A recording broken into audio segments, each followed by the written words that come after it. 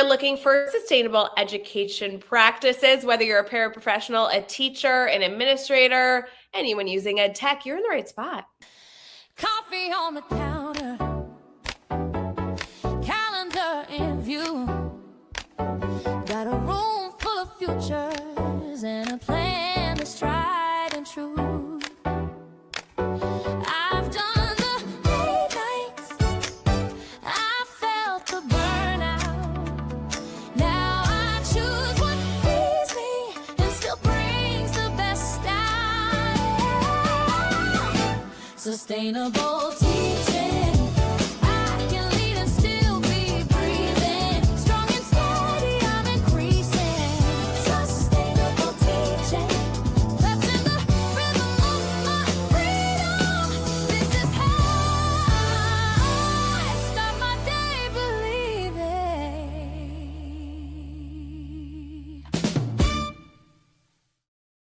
Hey everyone, I'm Ray Hewart, and you are listening to the Sustainable Teaching Podcast. We have a wonderful ed tech educator here with us, Vanessa. Vanessa, how are you doing so far today? I'm doing well. How is it going with you? Good. I'm so excited to have a conversation. I know we have so many things we're going to be able to address and dive into and problem solve, so it's going to be a ball. Before we get too far in, do you mind for our community sharing just a little about yourself, what you do, kind of all that jazz? Yeah, totally can share the jazz. So in terms of what we do, as you said, my name is Vanessa. I am the CEO and co-founder of an edtech company called Social Cipher, where we build social emotional learning video games, progress tools, and curriculum for neurodivergent youth and the professionals who work with them. Holy moly, you just said so many words that are triggers for educators that my initial thought is like, yeah, I want that, period. Like, I don't know what about it I loved more between the neurodivergent support, the students struggling with different things that they want to overcome. You said video games, like, could you have put better words together? I don't think so. Like, that's like a teacher's like perfect fruit salad. Yeah, I mean, it really is. I think that so much of this came from my own experience as a neurodivergent student growing up. I was, diagnosed autism and ADHD at 14. And, really what I'm doing every day is just trying to build what I needed at that age. Oh my God, I'm so excited for this conversation. I'm so excited that you said yes to the podcast. And then, of course, we're going to have some great resources for our community. Don't forget, if you're listening, whether you're catching this live as we're streaming on Facebook and YouTube and LinkedIn, or if you're just listening on the pod after the fact, friends, we will have a blog come out that will link everything for you. So Vanessa, I can only assume, is going to share so many different ideas with us. Obviously, we want to connect her company and all these things that will be in the blog. So don't take notes while you're listening in the car. We got you. He'll be okay.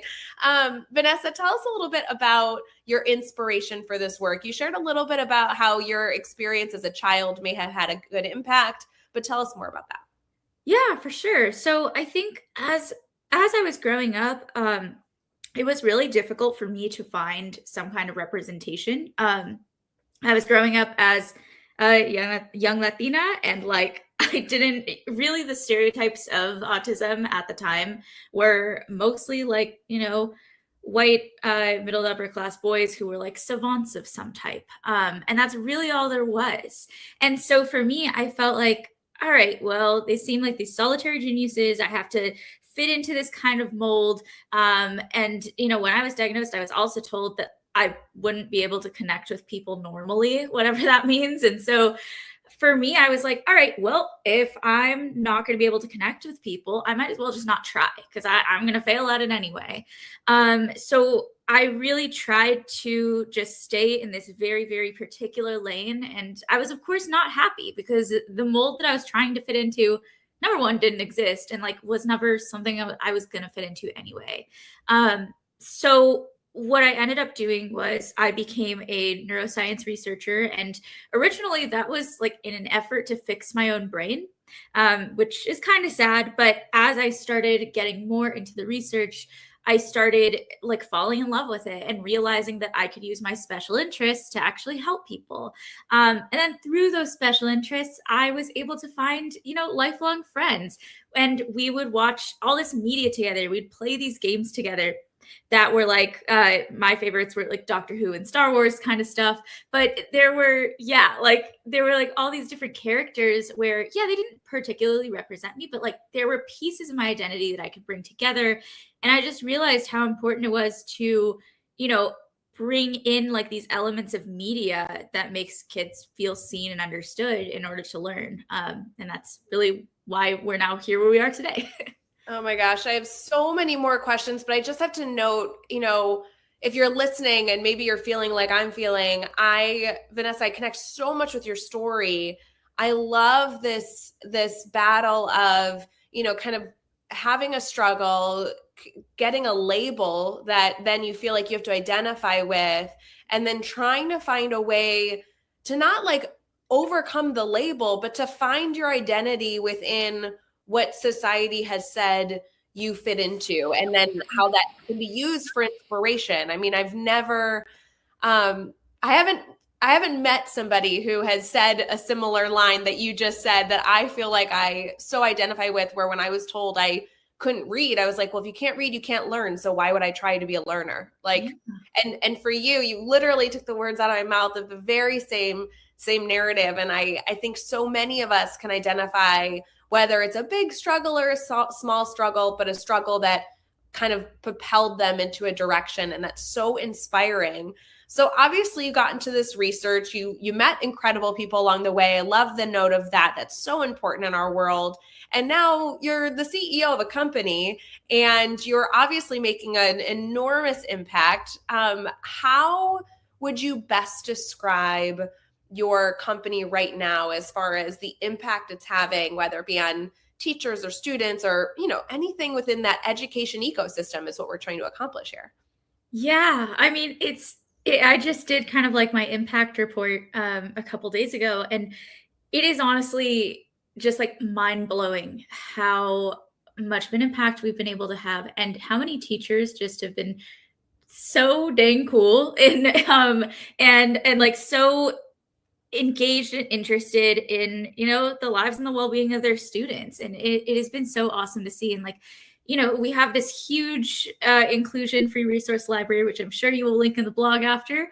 And yeah, it has free lesson plans. It has a new video library that we just created that has all of our little, like, we have everything from like little TikToks that are myth busting about autism and ADHD to like full-fledged webinars about underlying behaviors and approaching those in neurodiversity friendly ways. And so we've been able to really compile just so many resources for folks. And last year, I counted up the total. We've impacted about 30,000 teachers through our resources. And then directly through like our actual game and curriculum platform, we've also been able to impact students and teachers in about 200 schools and therapy centers across, last time I counted, it was 8 countries, but I think it's more. So that's pretty cool. Oh my gosh, it's amazing. And, when anytime I hear about incredible teams doing work like this, I'm like, get them on the podcast. How can we get them to, like promote their work in our learning hub within the Teachers Deserve It movement? Because that is what it's all about. It's about educators having access to knowing that these resources exist for them, right? Like, I'm so glad to hear you're in 8 countries. I'm so glad to hear that you're able to impact so many educators.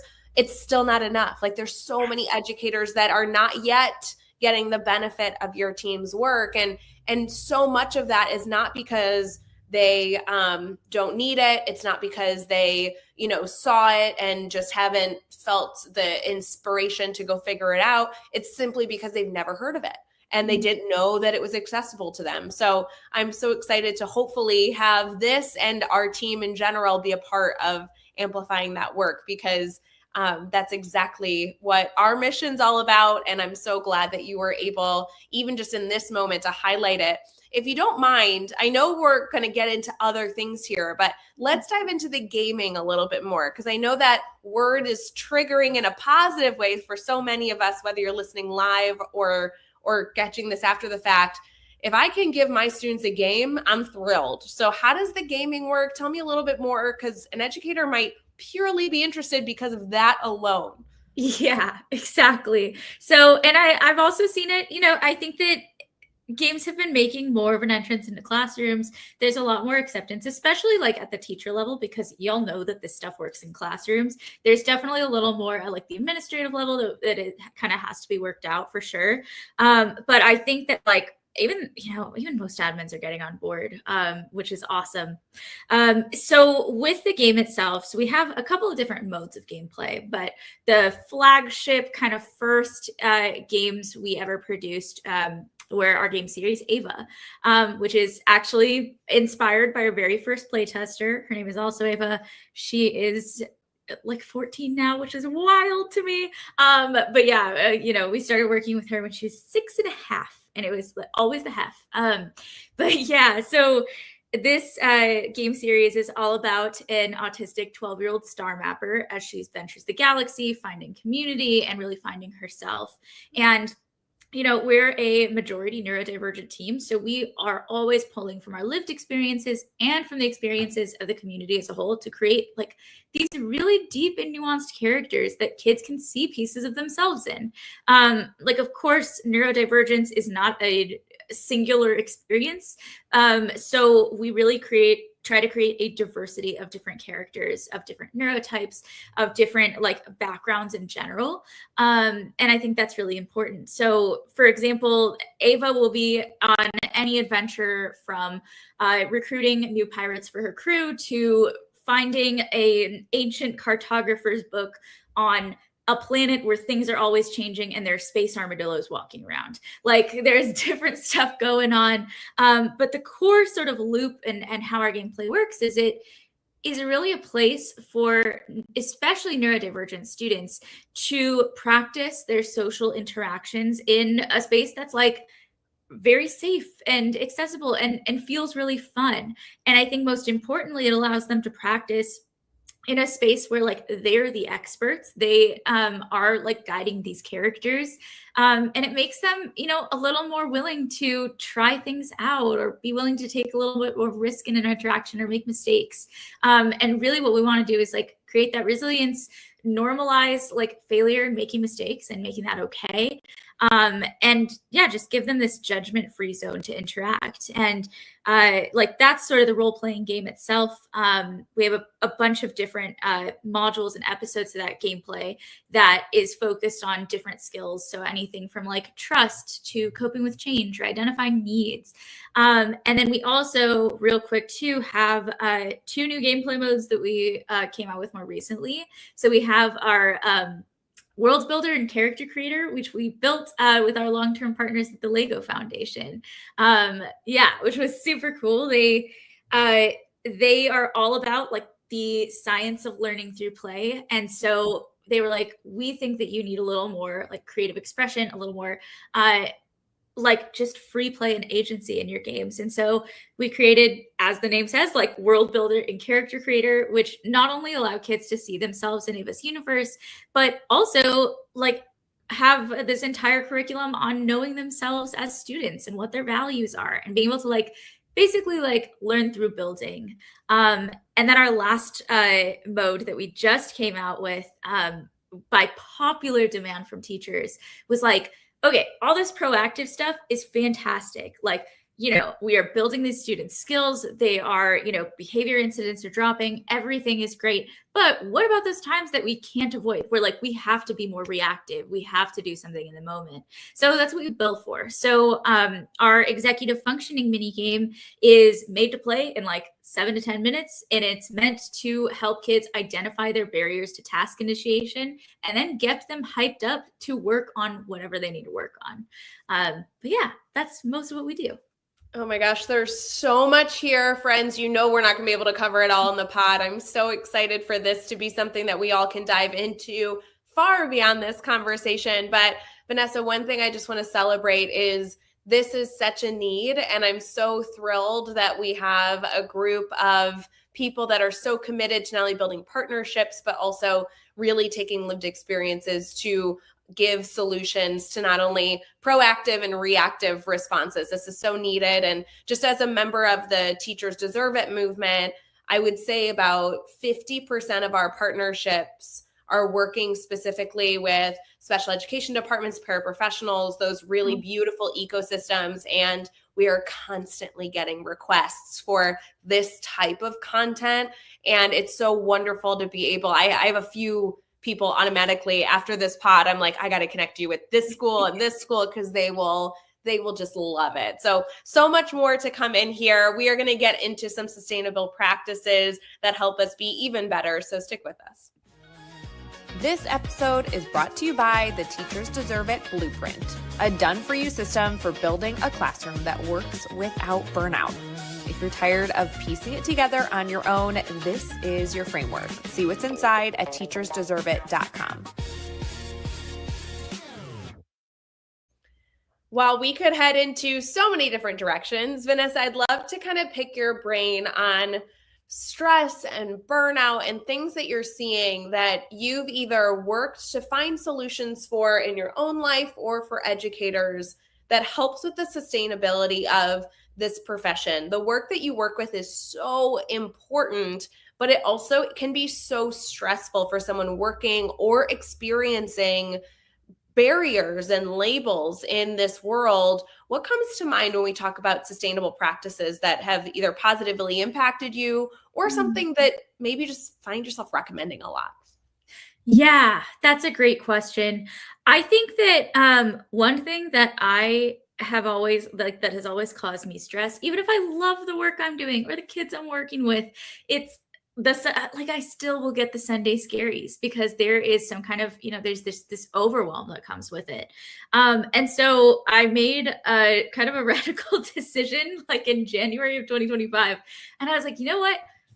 I am going to just not give myself time to have Sunday scaries.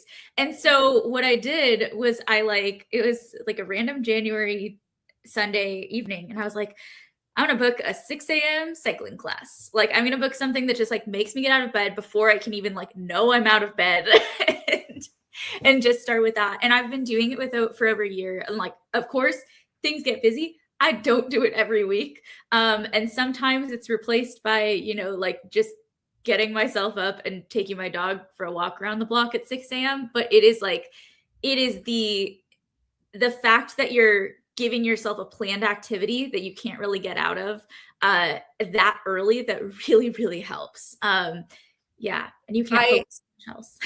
I love where this is going, because what I'm hearing is you're like, oh, I have Sunday scaries. And there's so many suggestions I hear in not just education, in the world in general, right? For anybody going into work, right? They're saying, oh, plan ahead, do a to-do list. For me, it's like, oh, I want to plan to have 3 hours of work on Sunday to prep myself for Monday. I find myself getting Friday scaries where I'm like, I can't go into the weekend. I have so much to do. Like honestly, that's what I'm living right now. And so when I'm hearing this, I've heard so many suggestions. I have never heard the suggestion of, no, I'm going to go do something that distracts my brain that I love. I'm going to kind of overschedule myself so that I can't have those intrusive thoughts. And I just tell you, I love that concept. I think that's a better idea than some of the other things I've heard, than the majority of things I've heard, because you're focusing on yourself and you're also creating such an exciting moment in the day. Yeah, exactly. And then not sponsored, but like if you use something that's like uncancelable or that will like charge you if you cancel, that's another really big motivator. Like I use ClassPass, and so it's like I don't want to be charged $9 for canceling 12 hours in advance. So you've got to do it. Oh my gosh. And that's the perfect element of like accountability, right? So there's accountability where like a friend's doing it with you. There's accountability where there's a financial obligation. Right or wrong, I'm right with there, girl. Like I'm not going to wake up when my alarm goes off at 5:30 a.m. and be like, nah, I'm going to cancel and say, yeah, because my 1 hour of sleep is worth the $10 of not going. then I don't have my day set. Now I kind of feel like a loser because I didn't do what I committed to. Like, all the negatives happen. And especially if you have like a friend or if you like the instructor in the class, then you're like, well, then I also don't get to see them if I don't go. So there's a lot of accountability there. Yeah, exactly. And I think like another thing I would add to that is, and this is definitely coming from like a neurodivergent perspective, but I think reducing like the best things I could say are like reducing decisions and reducing input are the best things that you can do. Like it's, and I'm referring especially to like sensory input. So the more that you can give yourself options, like whether it's, you know, wearing concert earplugs that allow you to have conversations, allow you to do all that stuff, but like just dampen the background noise, or using like not using the big overhead lights, using the small lights that are warmer.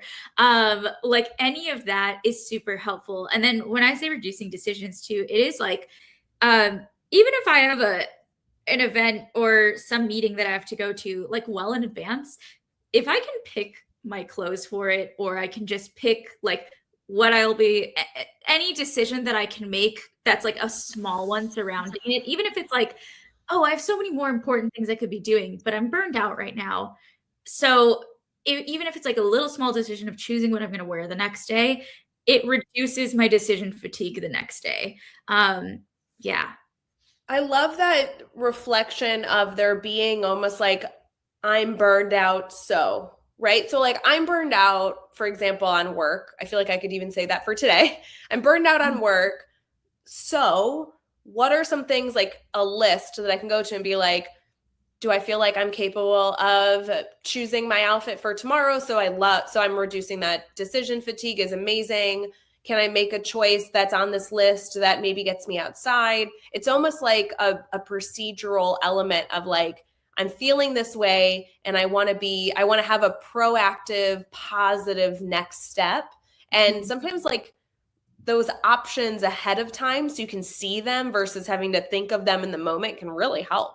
Yeah. And I think like also thinking about your future self as a friend is really helpful too. Like I I think so much of our anxiety surrounds like, "Ugh, my day's gonna be so packed tomorrow. I'm gonna be so tired. I'm gonna be so stressed. I'm gonna be so overwhelmed." Like, yeah, we always think about the negatives of our future selves, but if you kind of treat them as a friend of like, oh, how can I help like my friend, my future self? How can I help them like, yeah, they're gonna feel that way tomorrow. So how can I help them kind of get out of that? And that kind of, I don't know, I think it just like makes a switch in your brain to be like, oh, I'm just helping future Vanessa. Like this is a nice thing I'm doing. That is such a phenomenal reframe. I'm going to use this from now on as immediately as when we finish this podcast episode. I'm kind of a procrastinator. I don't want to be, but I find that I am in very specific areas of my life. And even just the reflection here of like, wait, but I'm helping my friend tomorrow, not like my friend tomorrow waking up in a clean house is going to feel so much more, joyful and fulfilled. Like now it has such a different reframe for doing that possibly annoying task or something I don't want to do. I mean, I think you just changed my life, Vanessa. I'm obsessed with that. That's amazing.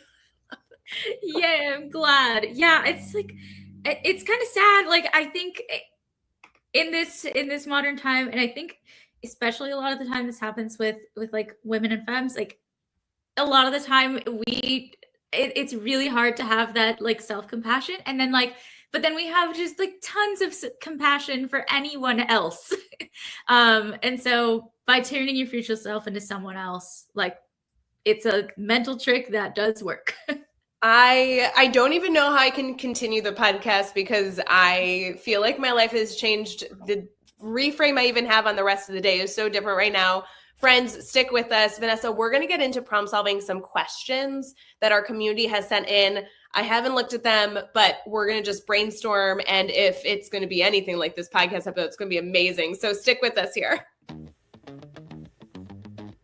Before we wrap up, if you're not subscribed to the Sustainable Teaching Substack, you're missing out. Every Friday, you'll get an episode plus a free download resource.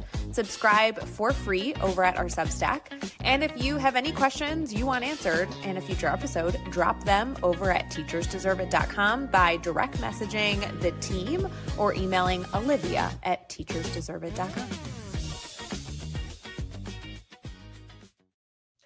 Vanessa, we have all different questions that are shared from our community, but we especially pulled some that we think will really resonate with you. So let's dive into our first few questions here. The first one says, I'm ADHD and dyslexic middle school teacher, math teacher specifically. It says here, I feel like I'm this person.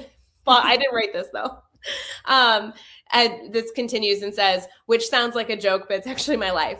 I teach the subject I struggled with most as a kid. My board notes have typos. I lose my train of thought mid-lesson. I forget to submit grades. I didn't realize until, I make mistakes that I don't realize until my principal emails me. The thing is, I'm really good at reaching the kids who learn differently because I am them. But the administrative side of teaching is really difficult for me. IEP meetings, documentation, parent emails, my brain just struggles to do it. How do I stay on top of paperwork when executive functioning is not even my own strength? Ooh, very good question. Yes, I'm going to let you jump in, but can I just say, I feel like I could have written this. So I'm obsessed with whoever wrote this. If you could direct message me and let us know, I'm going to get you connected with like Vanessa and we're going to have like a group chat or something. Yeah, seriously. Well, I fully feel that. I'm a CEO of a small company and I am always struggling with the same things, right? Like it is just, there are endless things to do. And then it feels like you just feel this nagging feeling in the back of your little back burner of your brain where you're like, I want to be doing the important things so bad, but I just need to get through, like machete through this like bushwhack, all this stuff, like this forest of all this like paperwork and all these administrative tasks before I can get to what I really want to be doing, what I really need to be doing a lot of the time too. So I think for me, one of the best things that I can suggest is definitely like brain dumping. Like especially, and if you'd rather, like sometimes I also do it when I'm going on walks or honestly, while I'm driving and I'm doing my commute in traffic, I will just turn on my sort of record button on my notes app and then just like start saying all the things I need to do, just an anxious stream of consciousness, especially like the administrative stuff. The other thing that you can do too is like, you can just record yourself on Zoom and then like have, one of the little like AI recording tools that'll just record everything you talk about on Zoom. And you don't have to be sitting. You can just be like, I lay on the floor a lot. So you can just be laying on the floor and like talking to your computer. And then Zoom will, I use Fathom for like AI recording, but it'll create a summary for you. And it'll just be like, yeah, here's all the stuff you were talking about doing. So that's another easier thing to do. When it gets to, I think there's also a really huge piece of it, which is like just starting the thing is really difficult, especially in our executive functioning mini game. We have these different challenge critters that each represent like different barriers to task initiation. So we actually have one called the slug. That is, it's a little slug guy, and it's like I just don't want to have to do this. This is so annoying. So a couple of things to kind of defeat the slug that you might be having. One of them is like batching tasks as much as you can. Task switching between different forms of paperwork, especially if you have ADHD and you like crave that novelty. It takes so much extra time. It creates so much like time residue. I don't know how I would say that, but you probably know what I mean. And so the more you can batch tasks together by like the type of email you need to send, or the type of like form you need to be filling out, or like goals you need to be writing. That is insanely helpful. The other thing that I just think is so important is honestly just creating a cozy vibe like trying to motivate yourself. I actually have this little list of concentration aids that I keep on my desk, because if you are also neurodivergent, you will every time like you actually sit down to try to get things done, you'll forget literally everything that helps you. So unless you have it in front of you. So in a time where I'm actually calm and I can reflect, I can be like, all right, so when I've done my best work, especially when it's work I just like cannot find the motivation to do, what things actually help me? And for me, some of those things on that list, I learned this actually from this book, The Anti-Planner by Danny Donovan. But what she actually said was like, have a work sweatshirt, like have a work, like, and this is something you probably keep behind your desk or something. But like, if you have like a piece of clothing, or a certain ring or something that you're like, when I wear this, I only wear it when I'm doing paperwork or something. Especially if it's something like cozy, that is something that'll kind of trigger your brain to say like, it's go time, let's get into it. The other thing that is also really helpful for me is just like having, something that another thing that I only do when I'm doing this paperwork. So it might be a specific like scented candle that's your favorite, or a specific like sparkling water that you're like, this is my work sparkling water that I can only be drinking when I do this. So stuff like that really helps. I love the narrative of using technology to your advantage, using your strengths to your advantage, and then also setting yourself up for success. So it's something to look forward to, something that gives you some routine. For everyone, it's going to be different. You shared so many different cozy ideas. I love the scent and using your 5 senses to incorporate that. For me, if I have work to get done, and, I know it's stuff that I have to just like sit and grind through. It's like, I'm going to treat myself to Starbucks. I'm going to sit, I'm going to put on clothes that are comfortable, and I'm going to sit and do the work, and whatever works for you is so amazing. Vanessa, this podcast could be 20 hours long. I have so many questions for you. We're going to do this last one from the community, and then you and I are going to become best friends. I'm so sorry to force myself on you, but this is going to be a relationship that goes far beyond the pod. This educator wrote in here and says, I'm a 4th grade teacher and I was diagnosed autistic at 34, 2 years ago. Suddenly, everything made sense. The fluorescent lights that make me want to scream, the way the cafeteria noise physically hurts. I don't know how people do it. How exhausted I am after a day of masking it in front of kids, parents, and coworkers. I'm good at my job, but I come home and I literally can't speak for an hour. My husband calls it my reboot time. I've never told anyone at work because I'm scared they'll treat me differently. How do you teach sustainably when the sensory environment of your school is actively working against your brain? I love this question. I also love this question, and I think the phrase reboot time is something I'm stealing because it's such a perfect explanation. It's so difficult. I experienced something very similar with like when I am in classrooms, which I sit in on a lot, and then also whenever I'm in like a networking situation in like places of business, that's also a huge place where that happens all the time. So I think like one of the things that you can definitely do for yourself, especially like since you know that reboot time is coming, is like setting up some kind of comfortable routine for your reboot time. I think that like, there's a big difference between rebooting by like doom scrolling, and just trying to get yourself regulated through that, which like I am guilty of. I've definitely done that. There's a big difference between that and like wrapping yourself in a blanket burrito, getting out an adult coloring book and like watching your comfort show you've seen a billion times. Right? Like one of those is actually going to recharge you, and the other one is just going to continue to burn your dopamine receptors, even though they're already spent. So I would say like be really intentional about your recovery time. I actually have like a milk crate like box with all of my fun analog stuff that's right next to my bed. So as soon as I flop on my bed getting home, the electronics are out, the phone is somewhere else, and I'm like, well, I got this box of stuff, I guess I'll do something with this. So that's really helpful. When it comes to actually dealing in the classroom itself, like I said, like the concert earplugs are huge. And whenever you can just pop them in during any period that you're not like actively, working with and talking with students, that is a great thing to do because you can still hear everything. It's just going to be dampened. I think the other thing is like, yeah, having something like that, comfort hoodie or like little slippers or something that just gives you a little bit of sensory comfort is really good. And then, yeah, I think the lights one is very difficult. One of my colleagues is a neurodivergent teacher. She's autistic and ADHD.